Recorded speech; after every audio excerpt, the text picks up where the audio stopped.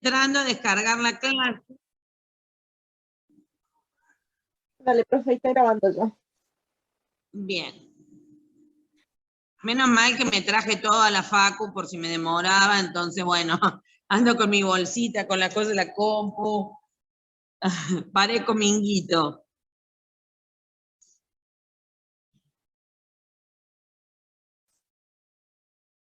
¿Pudieron ver los esquemas que les mandé? ¿Cómo les fue en el parcial de economía, no, de administración, perdón? Bien, bien, profe. Terminamos Bien, roto. profe. Bueno, así me gusta. Bueno, vamos a arrancar en una primera parte con esto, con la empresa y los factores de producción. Ahí voy a entrar por el otro, les voy a poner en silencio un ratito para entrar por la compu para poder compartirles ay, no me sale, el Power, y después lo vuelvo a habilitar al micrófono, porque si no va a retumbar, ¿sí? Ahí lo voy a admitir a Michael.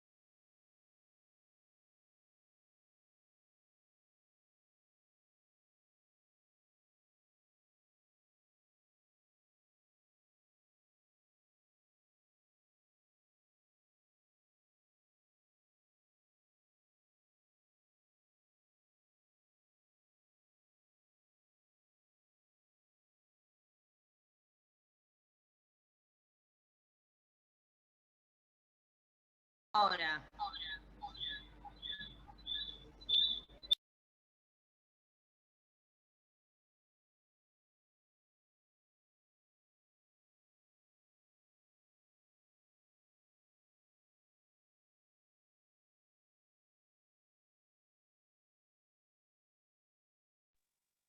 A ver ahí. Profe, se está compartiendo el capítulo 7 ahí. ¿2 veces? Se está compartiendo el capítulo 7 del cuadernillo de teoría. Ahí está bajando. Está bien, es el que tenemos que compartir, pero ¿se ve 2 veces? No, se ve el Se ve una, profe, se ve normal. Bueno, no me asusten, que faltaría que se vea 2 veces. No, está bien, profe. Porque se acuerdan que habíamos visto, yo les había compartido al revés, primero el 8, entonces nos faltaba el 7. Bueno, la empresa y la demanda de factores de producción. ¿Se acuerdan que cuando empezamos la materia yo les dije que en realidad los agentes económicos, que son las familias y las empresas, la empresa es la oferente de bienes y servicios, o sea, la productora de bienes y servicios, y las personas o la familia o los consumidores son los demandantes de bienes y servicios, mientras que eso se produce en el mercado de bienes. Mientras que en el mercado de factores, la familia o los consumidores son los oferentes de factores y la empresa es o constituye la demanda de factores. Bueno, justamente lo que vamos a ver es eso, ¿no? La empresa y la demanda de factores productivos. La producción de un bien o la prestación del servicio requiere del empleo de determinados recursos. Cuando la empresa necesita algún factor de producción, ya sea tierra, trabajo o capital, recurre al mercado a adquirirlo. ¿A qué mercado? Al de factores, ¿sí? Como en todos los mercados hay una oferta y una demanda de factores. Generalmente se analiza o mayormente nos referimos al factor trabajo y a la retribución del factor trabajo, que es el salario. Sin embargo, existen también otros factores de producción como son el capital y la tierra, ¿sí? ¿Cuándo se va a producir el equilibrio si estamos trabajando con el valor del salario? Si estamos trabajando, perdón, con el factor trabajo, se va a producir, espere que la admito, vale.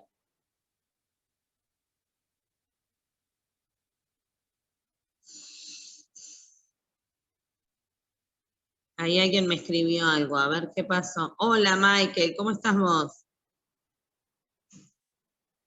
Hola Vale también. Les decía, si bien mayoritariamente, o sea, si bien se trabaja con los 3 factores de producción, van a ver que mayoritariamente nos referimos al trabajo por ser el factor que existe en mayor cantidad. Pero el mismo análisis es válido para los otros factores, ¿sí? Ahora bien, ¿cuándo se va a producir el equilibrio en el mercado de factores si hablamos del factor trabajo? A ver, cuando a un determinado salario se logre una cantidad de equilibrio. Cuando una empresa estudia contratar mano de obra, lo que hace es realizar un estudio comparativo del beneficio que ese empleado le puede traer respecto del costo que le genera. Tener un empleado no es gratis, entonces el beneficio que ese empleado me reporta tiene que ser mayor ¿a qué cosa? Al costo que me genera, ¿sí? La función de producción que nosotros vimos en su momento de corto plazo está relacionada con la producción obtenida y con la cantidad de factores productivos que trabaja. ¿Se acuerda que yo les decía que casi siempre ponemos acá abajo la L en el factor productivo?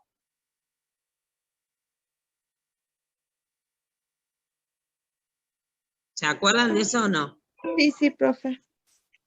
Bueno, pero eso no quiere decir que yo no pudiera poner tierra, por ejemplo. Capital no, porque si estamos en el corto plazo, el capital es el factor que permanece fijo, ¿sí? Pero sí puedo poner trabajo o recursos naturales, que es tierra, pero mayoritariamente es mayor la cantidad que representa el trabajo que la tierra, ¿no? Pero llegado el caso lo podríamos utilizar.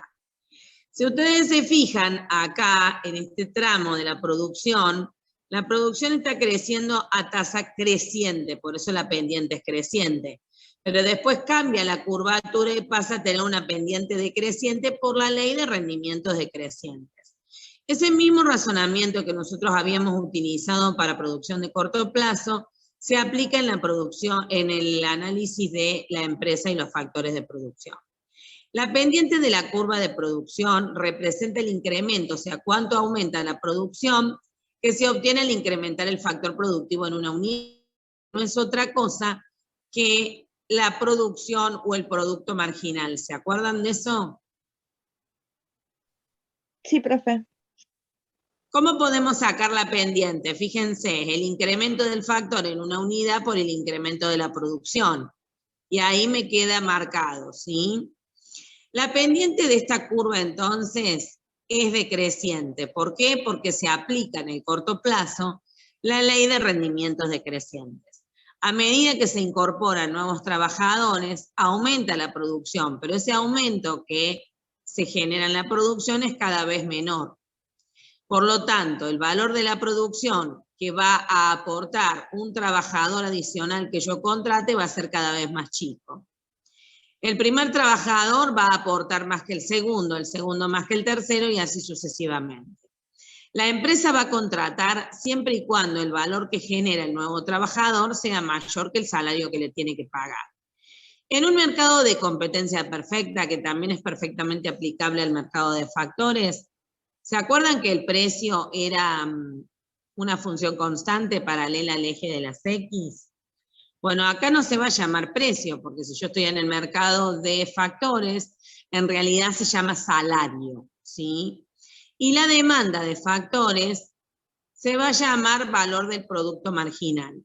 Sin embargo, el razonamiento es el mismo. En el punto donde se corta la demanda y la curva de salario, que ahora sería la oferta, ¿sí?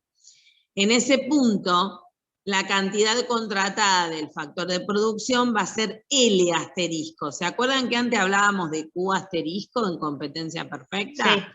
Sí. Bueno, ahora vamos a hablar de L asterisco si estamos analizando el factor productivo del trabajo. Ahora, si estamos analizando el factor productivo de la tierra, bueno, será R asterisco, ¿sí? Igual casi la mayor parte de los análisis están hechos con el trabajo porque es el factor productivo por excelencia, ¿sí?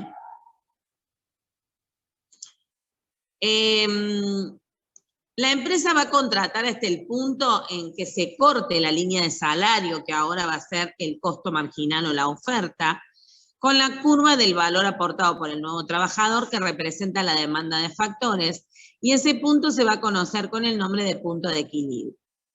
Si nosotros miramos a la izquierda de ese punto, o sea, acá, me conviene seguir contratando. ¿Por qué? Fíjense, la demanda está por encima del salario, ¿ven? ¿Esto qué quiere decir? Que cada valor que me aporte un nuevo trabajador va a ser mayor que el salario, produce más que lo que me cuesta pagarle. Pero a la derecha va a ocurrir justo lo contrario. Me resulta más caro tener el trabajador que lo que él me está agregando de valor a mi demanda.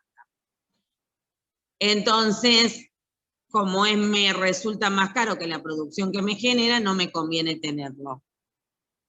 ¿Se entiende esto? Sí, profe. Sí. Bien. Vieron que no es muy difícil, pero tengo que tener muy claro los mercados, porque esto es lo mismo que el mercado, pero al revés. El otro era mercado de bienes y ahora estoy en el mercado de factores. El nivel de producción que la empresa obtiene contratando el volumen de factores productivos que determinan ese punto de corte coincide con el que determina el punto de equilibrio del mercado competitivo. O sea, al igual que en todos los mercados, requiere la igualdad del ingreso marginal con el costo marginal. En este caso, puntualmente, tenemos que ir aprendiendo cómo se simbolizan cada uno de los de las variables porque no estamos acostumbrados a ello. Vamos a considerar a efectos de simplificar que la mano de obra es el único factor productivo que utiliza la empresa. O sea, ¿qué quiere decir esto? Que no es el único, pero vamos a considerarlo como tal para que el análisis sea más fácil. ¿Por qué? Y porque el mismo análisis es extensivo a todos los factores de producción. Entonces, para simplificarlo, en el punto A del gráfico anterior se cumple que el valor de la producción marginal es igual al salario. ¿Por qué? Porque el valor del producto marginal lo podemos sustituir por su fórmula, que sería el precio multiplicado por el volumen de producción marginal, que va a ser igual al salario. ¿Cuál sería ese punto A? Ahí estoy subiendo para mostrárselo. El punto A es este punto. El punto donde el salario se corta con el valor del producto marginal. ¿Sí?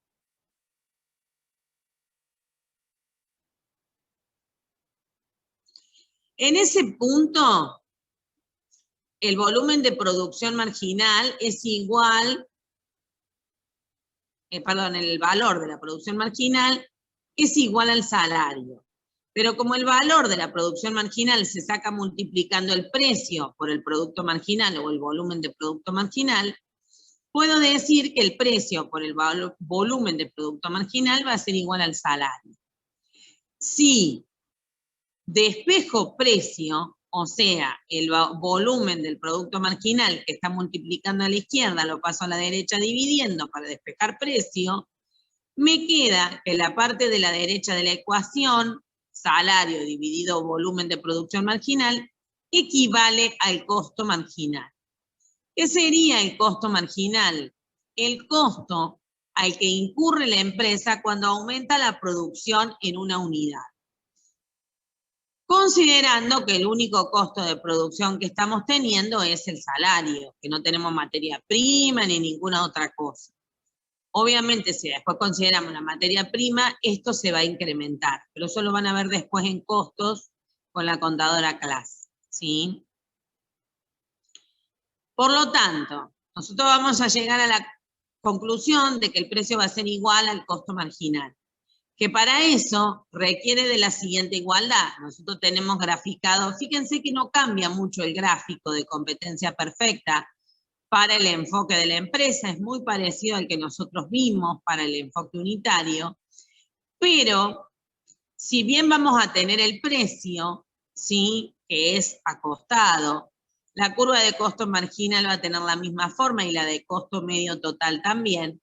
En el punto donde el precio se corta con el costo marginal, vamos a tener el nivel de actividad y los costos y los precios los vamos a tener graficados en el eje de las abscisas y la cantidad producida en el eje, dije mal, los costos y los precios en el eje de las ordenadas y la cantidad producida en el eje de las abscisas. Me ganó el inconsciente. Bueno, a esta igualdad me está poniendo de manifiesto que hay una relación entre el mercado de factores y la función de oferta de una empresa. ¿Y esto por qué es? Porque la empresa contrata factores de producción hasta el punto en que el valor de la producción, esa producción que yo o que mi empleado genera adicionalmente, se iguala con el costo del factor. El nivel de producción coincide con el punto en el que el ingreso marginal se va a igualar al costo marginal. Existe una relación directa entre el producto marginal decreciente de los factores productivos y el costo marginal creciente de la función de producción. Como en todo mercado, lo que vamos a buscar es el equilibrio en el mercado del trabajo, o sea, cualquier movimiento en la oferta o en la demanda de un factor va a alterar el precio de equilibrio. Hasta ahí venimos bien, algo que me quieran preguntar. Venimos bien, profe. Bien. Como en todo equilibrio se requiere la igualdad, en este caso del precio y del costo marginal, porque el precio sería la demanda, el costo marginal sería la oferta. Si estamos en el mercado de bienes y si estamos en el mercado de factores, el salario sería la curva, digamos, de costo, y la demanda estaría dada por el valor del producto marginal, pero el análisis es exactamente el mismo. Ahora bien, un desplazamiento de la oferta o de la demanda de trabajo va a afectar al salario de equilibrio.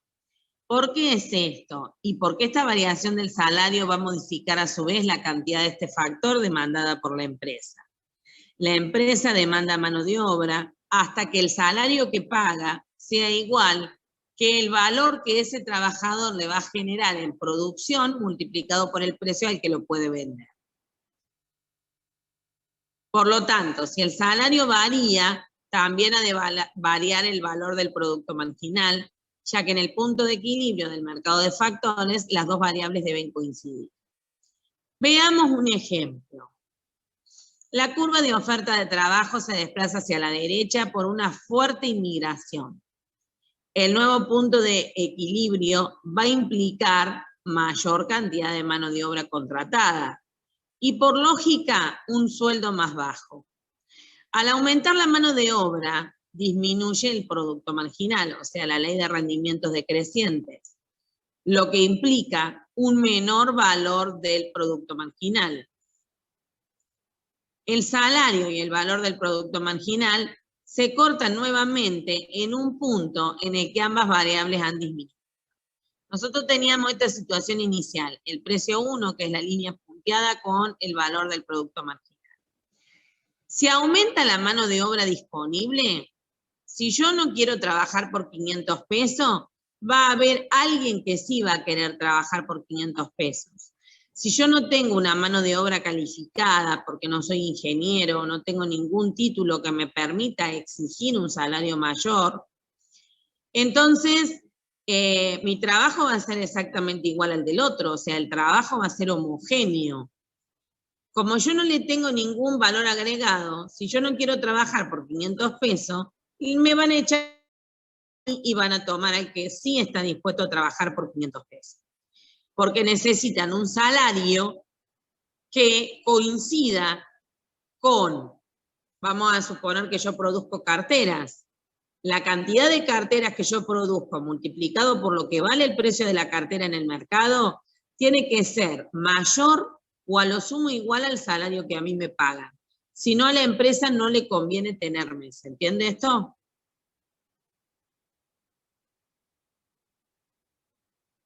Y si mi trabajo no tiene ninguna característica diferente a la del otro, me van a echar a mí y van a tomar a alguien que esté dispuesto a aceptar un salario menor.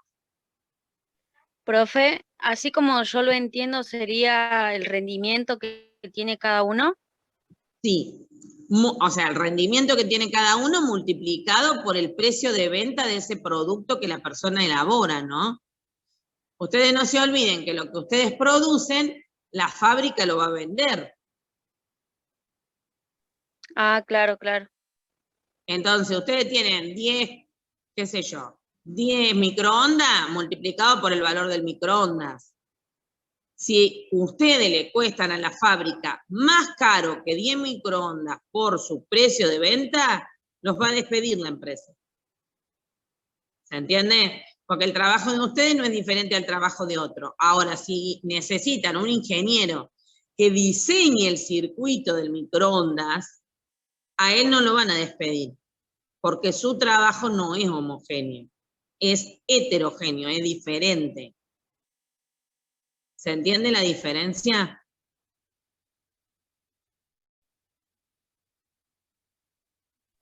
Sí, profe. Bien. Sí, profe, porque uno es más indispensable que el otro. Tal cual. Para uno se requiere más capacitación, es más difícil de conseguir, si se necesita es más prioritario. Bien. La curva de trabajo, entonces, dijimos que se desplaza hacia la derecha. Por ejemplo, la fuerte demanda de ordenadores o de computadoras obliga a esta industria a contratar más mano de obra. El desplazamiento hacia la derecha de la curva de la demanda lo que provoca es que aumente el salario de equilibrio. Vamos a mirar el gráfico un cachito, a ver. Esta es nuestra demanda, la azul. Y la roja es el salario, ¿verdad? Sí, sí. Si aumenta la demanda y se desplaza hacia la derecha, va a aumentar la cantidad producida, ¿ven? Sí, sí. Si la persona produce más, obviamente, al multiplicarlo por el precio de venta, va a ser mayor lo que la empresa va a ganar. Entonces va a estar dispuesta a pagar un salario más alto.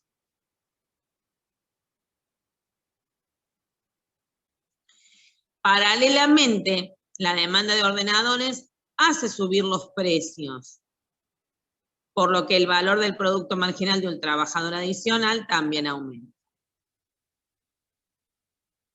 Interrelación entre los factores de producción.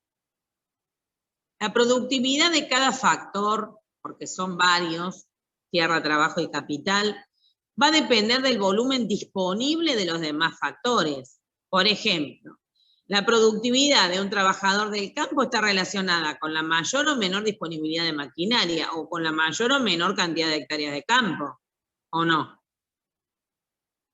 Sí, sí. Sí, hay una dependencia. Tal cual. Variaciones en la cantidad disponible de un factor provoca desplazamientos del punto de equilibrio por movimiento de la oferta o por movimiento de la demanda, que va a afectar al precio del factor, pero también al precio de los demás factores. ¿Se acuerdan que yo les había enseñado que la demanda se desplaza hacia la derecha, se desplaza hacia la izquierda? Lo mismo ocurre con esta demanda. Se va a desplazar de la misma manera y vamos a tener que analizar qué ocurre con el equilibrio en base a lo que veamos. ¿Sí? Sí, profe. Si estamos en el mercado de competencia perfecta, el salario va a desplazarse para arriba o para abajo, no se va a desplazar hacia la derecha o hacia la izquierda. ¿Sí? Pero sí la curva de demanda, ven que se va a desplazar o a la derecha o a la izquierda, ¿ok? Sí. Pero esto es un mercado de competencia perfecta. Al igual que en el mercado de bienes también existe el monopolio, el monopsonio, cuando son los únicos que disponen del factor de producción, hay una única persona que vende los factores productivos. O sea, hay otros tipos de mercados, ¿sí? ¿Se acuerdan que habíamos visto el monopsonio y el oligopsonio? Están vinculados con el mercado de factores, ¿sí? El oligopsonio son cuando son pocos los oferentes de mano de obra, de ese tipo de mano de obra, y el monopsonio cuando el único oferente, ya sea de esa mano de obra o del factor de producción que se utilice, tierra o capital. Ahora, ya que el precio de cada factor depende de su productividad, y esta guarda relación con la disponibilidad de los otros factores, por ejemplo, si aumenta la mano de obra disponible para el campo, esto va a hacer variar el salario, pero al mismo tiempo, esta mayor disponibilidad de mano de obra va a hacer que aumente la productividad de las tierras. Por lo tanto, también va a subir el precio del factor tierra. O sea, si vos tenés que pagar un alquiler, te lo van a cobrar más, va a ser más caro. ¿Sí?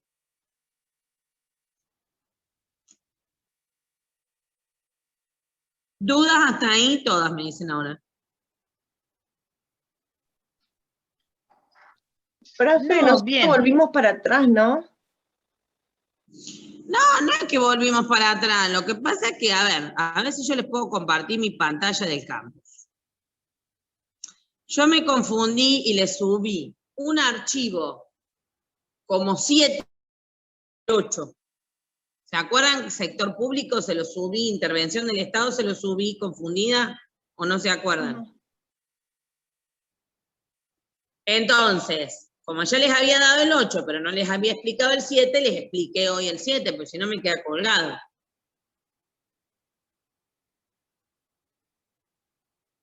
¿Me entendieron o no? Sí, profe. Y después en un momento usted habló de la ley de economía. ¿Qué leyes de economía tenemos en este segundo cuatrimestre? Las leyes de economía son la ley de demanda y la ley de oferta. ¿De eso nomás se refería? Pensé que había nuevas y dije, Sí. uy, ¿qué pasó? No. A ver si les puedo compartir el campo. Aguántenme 2 minutos. Si les puedo compartir el campo, se los comparto y les muestro a ver qué hice. Bueno, la profe se mandó un moquito ahí porque la erró de archivito, pero... Seguramente algún moco me va a hacer, pero de última después salgo, ¿sí? Porque me lo va a dejar compartir, pero así.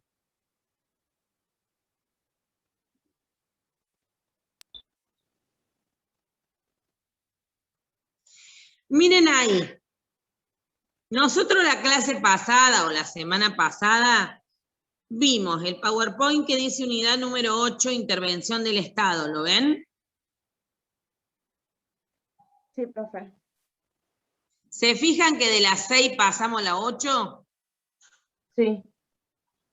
Bueno, me Pero comí la dímelo- 7, que es la empresa y los factores de producción. Me la comí.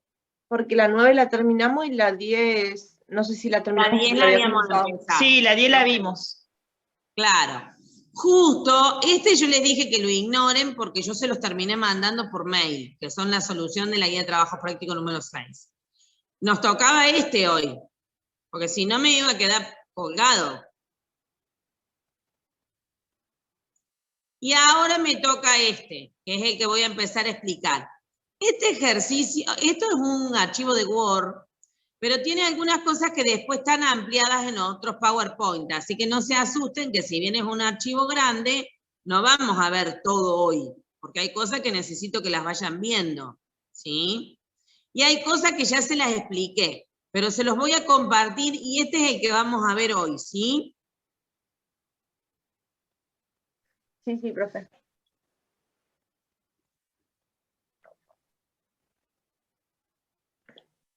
Porque si no, los pierdo y no saben de dónde saqué lo que estoy mostrándoles. Me estoy quedando sin tiempo. Si se me corta, volvemos a entrar, ¿ok? Dale, profe. Igual ya no es mucho lo que nos queda, porque como yo... Uy, ¿qué pasó acá? Ya le subí todo el material y todo, vamos a ir viendo por orden para ir después, a medida que vamos avanzando ya es menos lo que nos queda. Lo que nos queda es lo que está en el campo, ¿sí? Ahí está. Bueno, este es el archivo de Word que tiene fecha 21, creo, de octubre. ¿Qué es el Producto Nacional Bruto? Se simboliza con las letras PNB. No se esforzaron demasiado, es la primera letra de cada palabra, ¿ven? Es el resultado de todo lo producido en un año por los factores de producción nacional e incluye para el método de cálculo la inversión bruta, o sea, el valor de las nuevas adquisiciones o compras de la empresa. Después tenemos el Producto Nacional Neto, que es el PNN, que es el resultado de restarle al anterior, o sea, el Producto Nacional Bruto, las amortizaciones o depreciaciones del capital durante el año que se considera. ¿Qué significa esto? Que yo le voy a eliminar el desgaste que tuvo el bien. Ustedes analicen esto. Vienen todos los días a laburar, a la facultad en el auto. Después de 4 años el auto se les rompe. ¿Es una pérdida de este año o de los 3 o 4 años que vienen usándolo que ha terminado rompiéndose? De todos los años. Bien.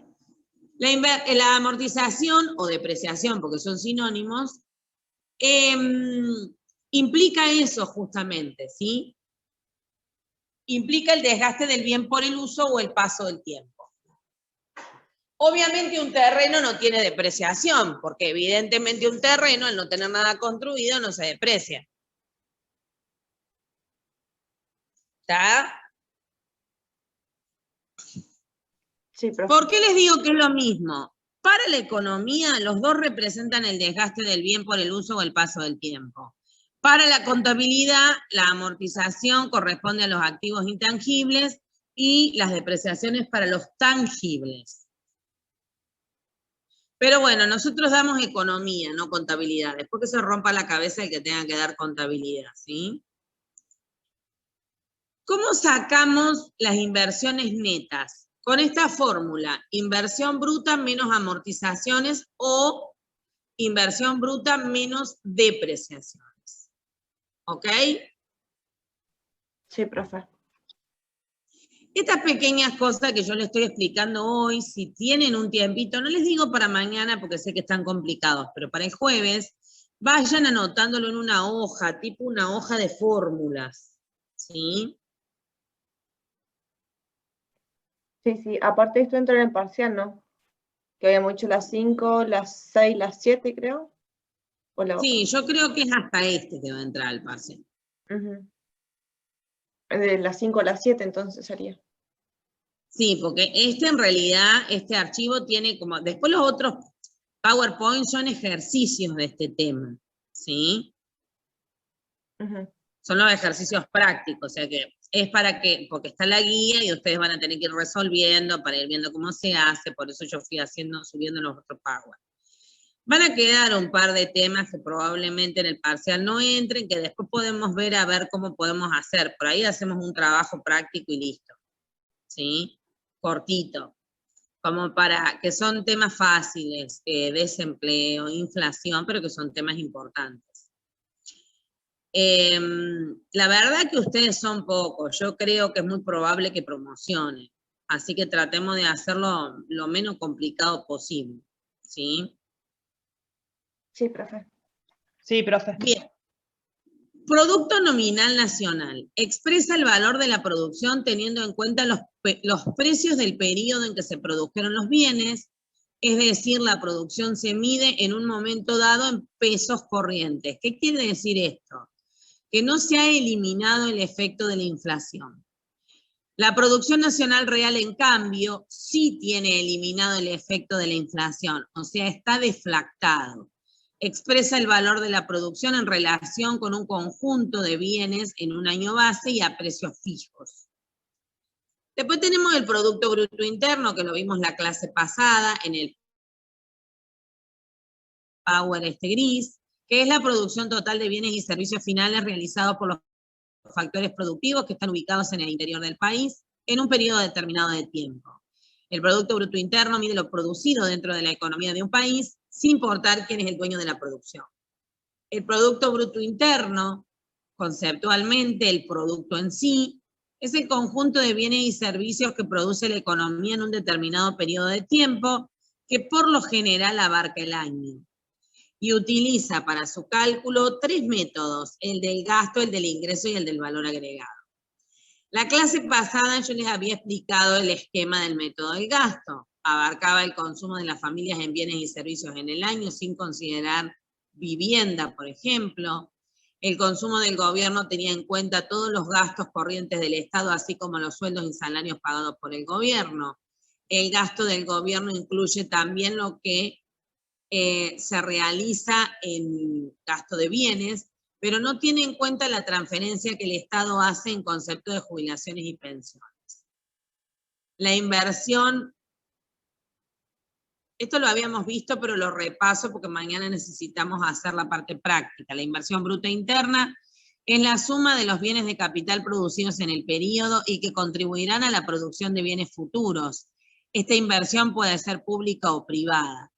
Incluye construcciones, maquinarias y equipos, variación de existencia, inversión bruta fija, que es la suma de las construcciones y de las maquinarias y equipos, y de los gastos que son necesarios reponer por el desgaste de esos bienes a través de la depreciación.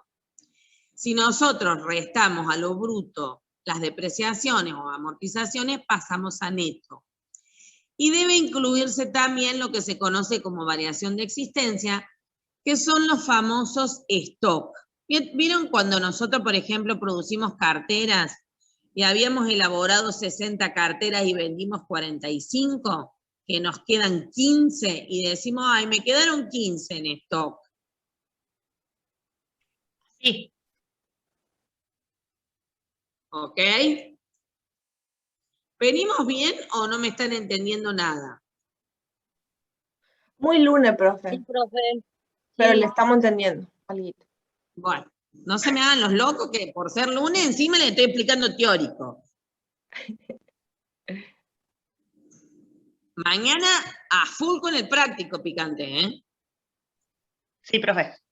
Ah, les voy a mandar un archivo mañana, porque tienen unos ejercicios en este Power, que obviamente están sin resolver, pero yo me tomé la atribución de resolvérselos. Les voy a mandar un archivo mañana en el campo junto con el enlace. A lo mejor se los mando esta noche si tengo tiempo. Junto con el enlace. Bueno, una de cal y una de arena. Entré más tarde porque se me complicó con el tema de las actas, pero les armé la solución de los ejercicios. O sea, algo de tiempo les recuperé. ¿No? Está bien, profe, no hay problema. ¿Cuál es la idea de la solución de los ejercicios? Que ustedes puedan ir viendo en el PowerPoint el razonamiento que se hace, ¿sí? Sí. Pero necesito que tengan el método que les voy a explicar ahora impreso a mano. O copiado en una hoja, me da igual, pero que lo tengan al lado de ustedes.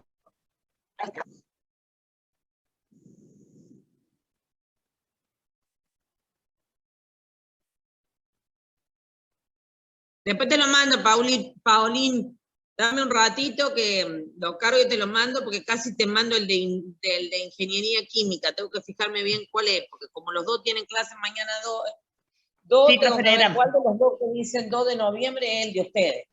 Dale, Si profe, no, no hay capaz problema. que no sé lo que está. Porque algunos temas son iguales, pero otros no. Dale, profe, no hay problema. Bien. Habíamos quedado en exportaciones de bienes y servicios. Es la porción de los bienes y servicios que son exportados. Bueno, un bien exportado es fácil de entender. Si yo produzco limones y vendo una partida de limones a Estados Unidos, un bien exportado. Pero lo difícil de entender por ahí son los servicios exportados. Se le llama exportación de servicios cuando, por ejemplo, un chileno reside, por ejemplo, en Argentina, en un hotel en los glaciares, ponele. ¿no? Entonces consume servicio de hotel, desayuno, almuerzo. Ahí lo que estamos haciendo es exportar servicios, ¿sí? Lo mismo ocurre con la importación de bienes y Entonces, servicios, o sea, ¿por qué sería exportar servicios si uno no lo está sacando afuera? Lo terminan consumiendo acá. O sea, ¿es Pero lo porque está la consumiendo. plata con la que se paga es de afuera? Claro, lo está consumiendo un extranjero, el extranjero lo está consumiendo acá. Por eso se lo toma como una exportación. Pero eso ¿Te das pasaría cuenta? solo con los hoteles, porque si un chino compra, no, un extranjero compra, no sé, una manzana del Anónimo o del Carrefour, no lo dividen en esa... Claro, no. Solo con los servicios pasa eso. Ajá. Porque en realidad el extranjero te paga en dólares o en euros. O convierte su moneda en dólares o en euros. Entonces se toma desde el punto de vista de la moneda extranjera. Ujú. ¿Te das cuenta? Sí, sí, buenísimo, profe. Y lo mismo te ocurriría con las importaciones. O sea, nosotros, por ejemplo, compramos café que se produce en Colombia o en Brasil, bananas que se producen en Ecuador, no se producen en Argentina. Bueno, eso serían importaciones de bienes. ¿Cuál sería una importación de servicio? Y todo gasto que un argentino haga en servicios por haber, por ejemplo, en la parte de turismo, en el extranjero. Tiene el mismo razonamiento, ¿sí? Sí, sí. Bueno, y acá está el método que en el PowerPoint ustedes lo ven cortado, porque obviamente es un método muy largo y no se puede ver en su totalidad, ¿sí? Pero fíjense que acá lo pueden ver completo. Dentro de la inversión bruta interna tienen el consumo de la familia, el consumo del gobierno, que se desdobla en bienes y servicios y sueldos y salarios. La inversión bruta fija se divide en construcciones públicas, equipos durables, equipos de transporte, maquinaria y equipos.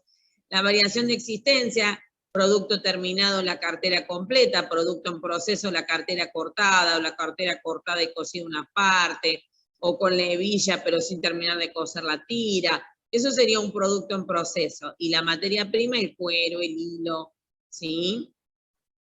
Las exportaciones, todo eso va sumando. Y después a las importaciones lo restamos.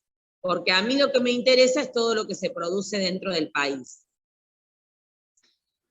Todo eso nos da el Producto Bruto Interno a precio de mercado. Si sumamos el saldo de remesas, que se acuerdan que lo charlamos la clase pasada, ¿qué era el saldo de remesas? Una sucursal de Arcor vende en Puerto Rico y me manda el dinero acá, ¿se acuerdan? Eso era una remesa recibida. Ah, sí. Una fábrica que tenga una remesa sucursal enviada afuera. al revés. ¿Se acuerdan de eso? Sí, sí, profe. Sí. Bien.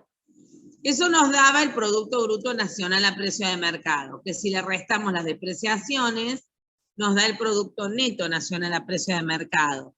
Si le restamos los impuestos indirectos, como por ejemplo el IVA, y le sumamos los subsidios, me da el Producto Neto Nacional a costa de factores.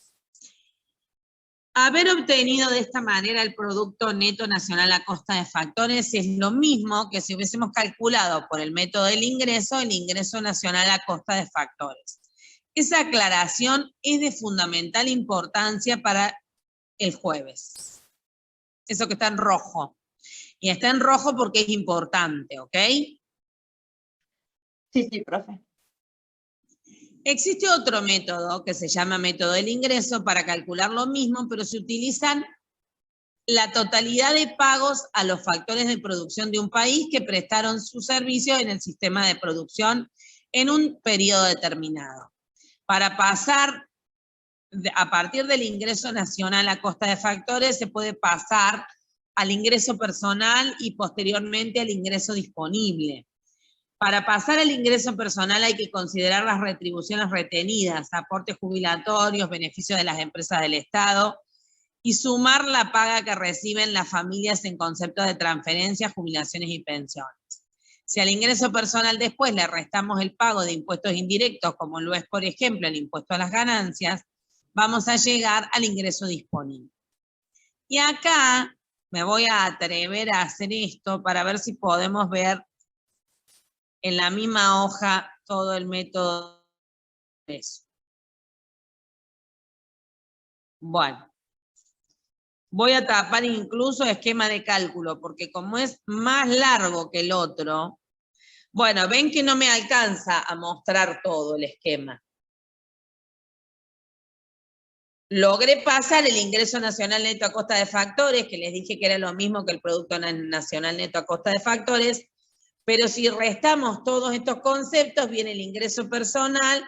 Si al ingreso personal le restamos los impuestos directos, como es el impuesto a las ganancias, nos da el ingreso disponible. ¿Ven?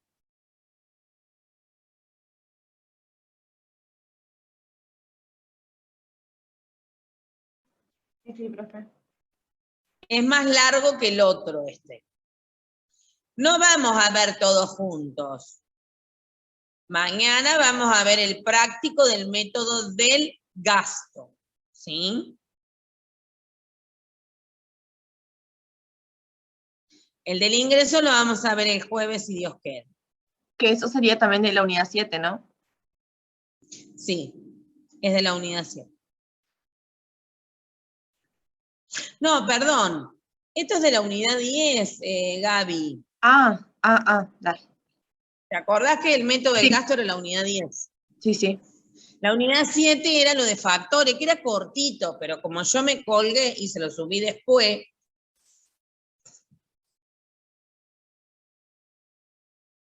Profe, yo estoy preparando Pasa para el que- parcial, entonces, que el resumen, bueno, ya lo ¿Sabés había qué pasa? comenzado. Yo te voy a explicar.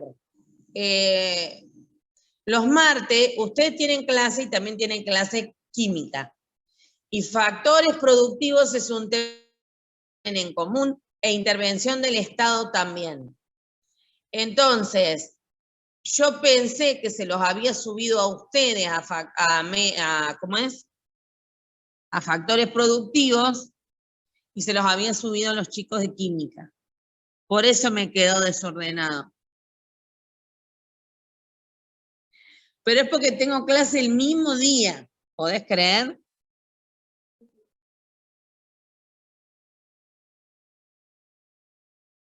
Los otros días no se me hace lío, pero ese martes me equivoqué porque me confundí, pensé que se los había subido y se los había subido a los otros chicos. Bueno. ¿O solo las 5, las 6, las 7? Hasta el parcial entra hasta esta, hasta método del valor agregado, porque esto es macro. Y macro es muy importante para ustedes, para los proyectos de inversión que vienen después. Ustedes después de esta materia tienen costos, y después de costos van a tener una materia que se llama evaluación y gestión de proyectos de inversión. Ahí necesitan la parte del análisis de macro y en comercio exterior. Entonces serían las 5, las 6, las 7 y la 10. Sí, pero la 10, no les voy a tomar teoría, así que no te vuelvas loca. La teoría es para que puedan entender el práctico. Sí. Van a ver que cuando vean lo que son los ejercicios van a decir, era esto. Profe, Pero bueno, entonces teoría, sería hay que ir desde explicándolo porque cuando lleguemos al práctico no vas a entender nada, sino. ¿Me entendés? sería desde costos hasta macroeconomía, entonces. Claro, es de producción, que es la unidad 6, hasta la 10. Pero, por ejemplo, de la 10 es casi todo práctico. La teoría la tenés para poder entender el práctico. ¿Sí? Sí. Ya cuando ustedes vean los ejercicios prácticos se van a dar cuenta que no es imposible. Es re sencillo, por eso también les armé los ejercicios, para que mañana vean que no son imposibles los ejercicios. ¿Ah? Sí, sí, profe. Bueno. Les voy a explicar el más difícil de todos, el método del valor agregado. Para calcular el valor de la producción, se debe tomar el valor final del bien o la suma de los valores agregados al bien por los distintos productores. Este método, ¿por qué es importante? Porque es la base del IVA, del impuesto al valor agregado, ¿sí?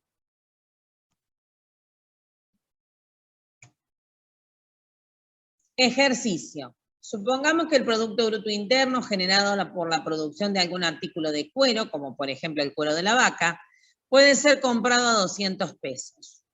Después de transportarlo hasta el lugar donde se procesará, costará 220 pesos y después de procesado o elaborado algún producto costará 300. Porque al importe anterior le sumo 80 pesos de la mano de obra y los gastos de transformación y posterior venta.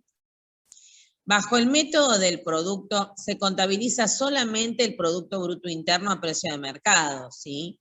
Únicamente el valor final de 300. Pero por el método del valor agregado se contabilizan 300 menos 220 que me da 80. ¿Qué serían esos 80? El valor que le agregó el productor final. Si lo analizamos acá vamos a ver que inicialmente, quien crió la vaca le había agregado de un ternero que le tuvo una vaca que él tenía, lo alimentó y demás, no le costó nada, pero cuando lo quiere vender vale 200.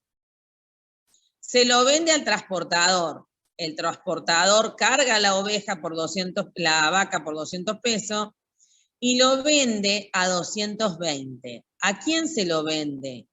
Al que vende el cuero. El que vende el cuero después de procesado y elaborado lo va a vender a 300 pesos habiéndolo comprado a 220. Entonces, ¿qué valor agregan? Y bueno, el que vendió el cuero agregó 80 pesos. El transportista agregó 20. Y el que crió la vaca, 200. ¿Cuánto sería entonces el valor agregado? 300 pesos. Obviamente una vaca no vale 300 pesos. Claro. Obviamente, además, este ejercicio va al parcial, decís vos. ¿O no? No, $300 vamos a suponer, dije yo. No entendí lo que dijo usted, profe. ¿Este ejercicio va al parcial, dijo? Es difícil, porque me llegan a decir que este ejercicio es difícil y les pego. Es así de democrática la profe.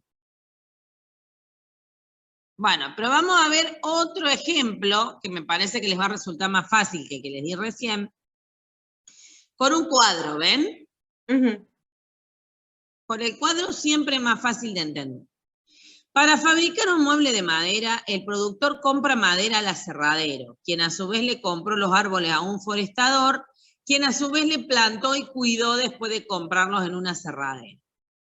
A este lo van a hacer ustedes de deber, así que ignórenlo. A este que se los voy a pintar de amarillo. Porque esto está mal puesto. Esto debería ir acá abajo. O sea, esto debería ir acá. ¿Entendieron? Sí, profe. Bien. A ver. La persona que tiene un vivero arma la planta con un gajo. Entonces no paga nada, no tiene precio de compra, porque no pagó nada para tener esa planta.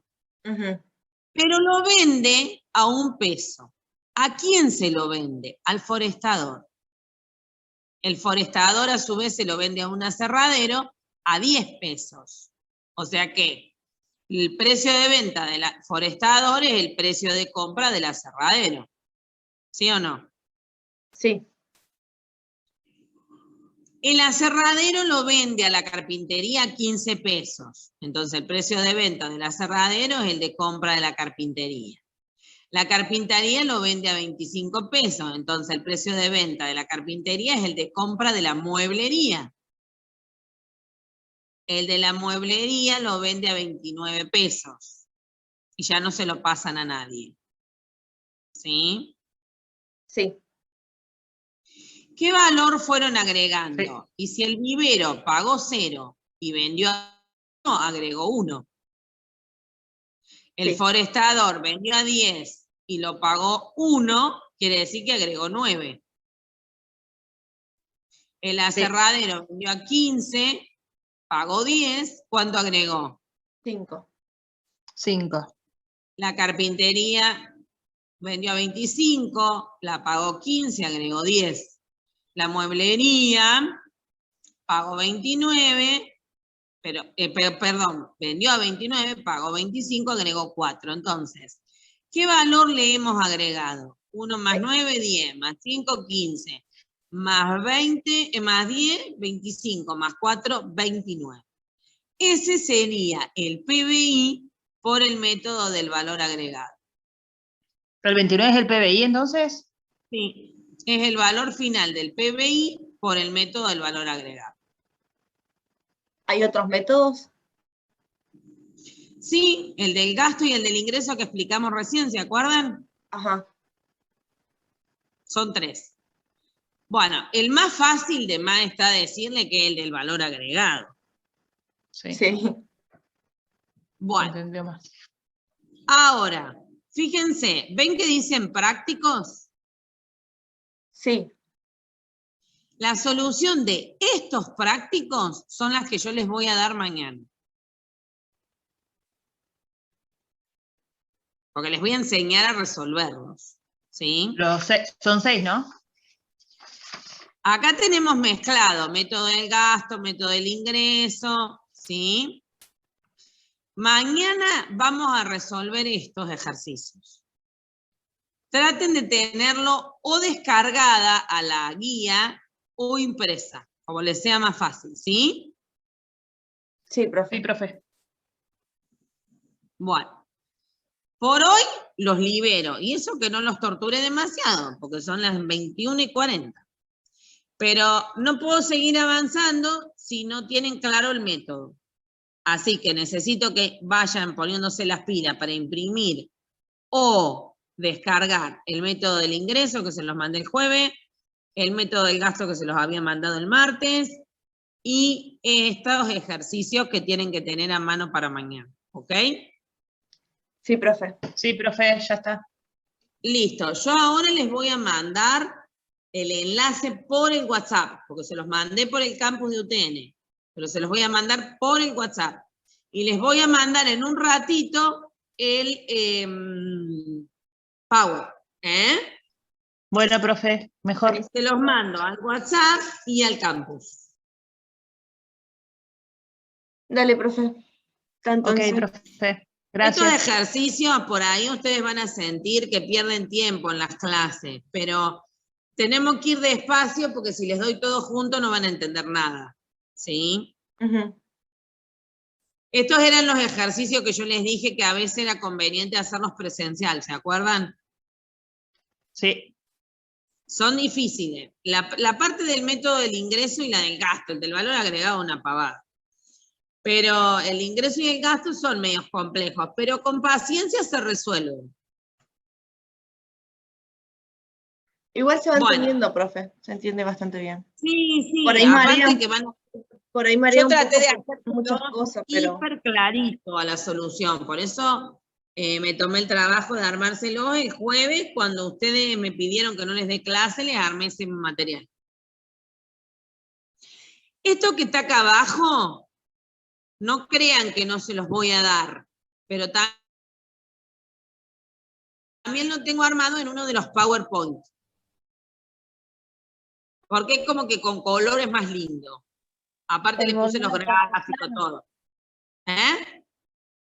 El modelo keynesiano viene a ser. Sí.